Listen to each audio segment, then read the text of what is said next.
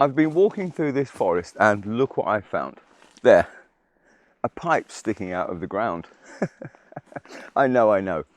It doesn't look very impressive, but it really is. Well, to me anyway. Some people don't believe me when I say there is always something interesting to see. But I think this proves it, a pipe sticking out of the ground there. So there really always is something interesting to see. And to me, one of the most interesting things is where I am.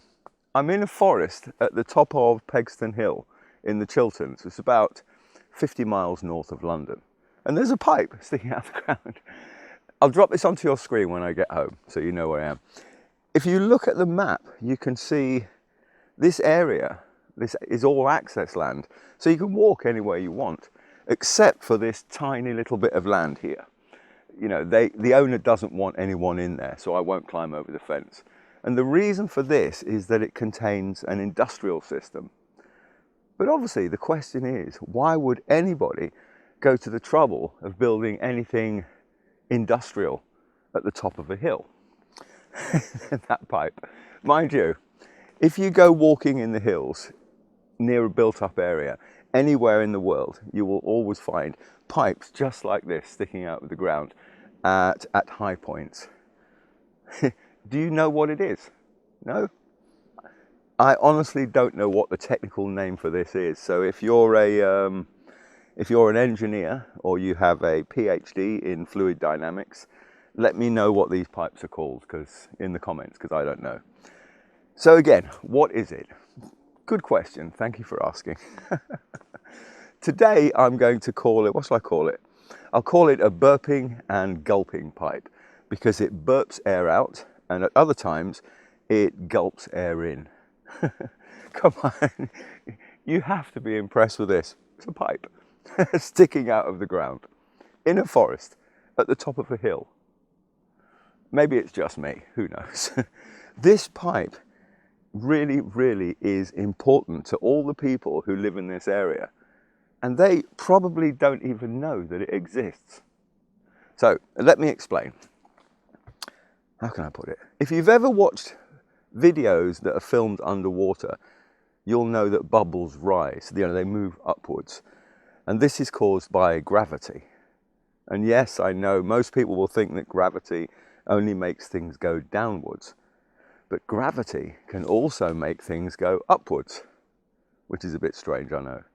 As I said, I'm almost at the highest point in the Pegsdon Hills, and running just underneath that pipe is another very large water pipe. The actual highest point, by the way, isn't here. The actual highest point is a place called Telegraph Hill. It's in that direction. Oh, it's called Telegraph Hill because during the Napoleonic Wars, during the 1800s, the British Navy had to send messages between London and the port, the naval port in Great Yarmouth. And they didn't want to send somebody on a horse for 3 or 4 days. You know, each time they wanted to send a message, that would take way too long. So they built a system. What were they called? They were called Murray shutter telegraphs, at high points all the way along between London and Great Yarmouth. They were basically a collection of wooden shutters which could be opened or closed. The combination of open or shut boards would indicate a letter or a number. And using this system, the admirals in London could communicate with ships almost 150 miles away in just a few minutes. Mind you, it wasn't just us. During the Napoleonic Wars, the French also had an optical messaging service. What was it called? I think it was called the Chap Semaphore, but theirs didn't use wooden boards. It had giant mechanical arms, which this formed different shapes, and the different shapes indicated letters or numbers. I started to waffle there, didn't I? Let's stay focused. What was I saying? Oh yes, there is a very large water pipe just underground here. So we're going to stay on topic. I'll make a New Year's resolution to write a script for all my videos in future. and that should stop all the waffling. Keep me on topic. What was I saying? Oh yes, I keep going off topic now. There's a water pipe just under the ground here. Now, obviously, the water company could have built the pipe around the hill to get the water to the towns on the other side, but they didn't, and this was for a very, very important reason. Think about it like this. When a pipe runs up and over a hill, there will obviously be an apex, you know, the place which is it's higher than all of the rest of the pipes in the network. And this is the area, you know, it's here, right here. Wherever you are in the world, you'll find pipes sticking out of the ground at the top of hills for this very reason. The reason water companies do this is that any air that's trapped inside the pipe will naturally rise to the highest point where it collects in a big chamber. As the air builds up, it forces the water level inside the chamber to drop, and a float, which is attached to an arm, goes downwards and this opens a valve which releases the trapped air through the pipe. You see, it's really clever. That's what the burping is, you know. This is where air is allowed to escape from the pipe, to escape from the system. But if you remember, I also said that it's also a gulping pipe, which is where air is allowed into the system. And this, I don't know how to put it, this is to stop the entire system collapsing if there's a sudden loss in pressure inside the pipe. You know, there are lots of reasons why water pressure inside a pipe could suddenly drop. Maybe there's a burst water main lower down the hill, or for some reason the pumps stop pushing the water up the hill. But for whatever reason this happens, the massive weight of the water column inside the pipe will very, very quickly rush downwards under gravity. And this rapid emptying of the pipe could cause a vacuum to form behind the water at the top of the hill. As you may know, water pipes are designed to withstand outward pressure, you know, from the water pushing out against the side of the pipe. But in a vacuum creates a crushing inward pressure, which in extreme cases could actually cause the entire length of the pipe to flatten and break, just like an empty tin can when you crush it with your hands. If you remember, I said that there was a float which opened a valve, and that allowed the air to escape. But in this case, when the lack of water causes the float to drop again, because the air pressure outside the valve is much, much higher than the vacuum inside the pipe, when the valve opens, the atmospheric air rushes in to fill the void. And this very quickly, instantly gets rid of the vacuum, and it stops the pipe from collapsing. Don't you think engineers are really, really clever people? They just are. I'm always impressed with engineers. One thing about this, which I find really interesting though, is that it doesn't need any electricity. As long as it's well maintained, you know, it will continue to work simply due to gravity, which is amazing.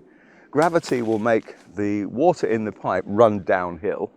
It will also make the bubbles rise up. So yes, sometimes gravity does make things go down, and at other times it makes things go up. And I know, lots of people are now shouting at their screen, gravity can't make things go up. Are you sure?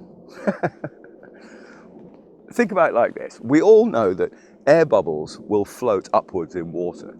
The question is, why? In fact, why does anything float? And what has this got to do with gravity? And you're not just allowed to say, oh, it's the buoyant force or the Archimedes principle. It's just phrases that you learnt in school, whatever they mean, who knows. So let's think about it like that. We'll go through it like this. Let's start right at the beginning. But to keep things simple, today, when we're talking about gravity, we're not going to drone on and on about space-time bending. We're just going to say that that things fall due to gravity. If I drop this stick, it's going in one direction, down. Okay, so imagine we have two cups full, one full of water and the other is empty. If I put these on a measuring scale, which would be heavier? Yes, well done. The one filled with water. And the reason for this simply is that water has weight. You see, science, it's simple. Fluid dynamics 101, water is heavy. But here's the main point. Due to the gravity, the water at the bottom of the cup is under more weight than the water at the top. And this creates a push that we can measure. This push is called water pressure. The reason the pressure increases as you go down is that all the water molecules above are being pulled down by gravity. So yes, I know gravity technically doesn't pull, but today that's what I'm going to call it. Gravity pulls the molecules down. Because of that push down, the molecules, deeper down, the more you go, more water is piled on top of you, increasing the weight from above. And this means that anything in the water will be squeezed more by water the lower down it goes. The water will push inwards, perpendicular to every surface of the object. Oh, if English isn't your first language, hang on. Perpendicular just means that when two lines cross, they make a square corner. So it's like that, a perfect right angle. That's what perpendicular means. So the force of the water is pushing directly inwards against the object's surface. It pushes down at the top, and it pushes in at the sides, and it pushes up at the bottom. The forces pushing at the sides, each side of the object, are at the same depth. And so they push with equal strength from opposite directions.